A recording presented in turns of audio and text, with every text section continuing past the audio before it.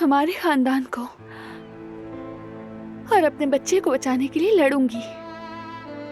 हम अपनी एक फैमिली बनाएंगे। तुमने भी खानदान को बचाने के लिए जान तक दांव पर लगाती है अपनी। अब मेरी बारी है।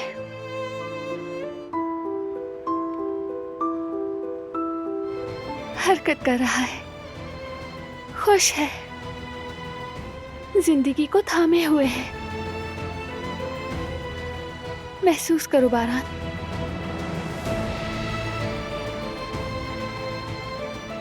मजीद बेहतर हो जाएगा। हम इसका साथ हरगिज़ नहीं छोड़ेंगे, इसे बचाएंगे।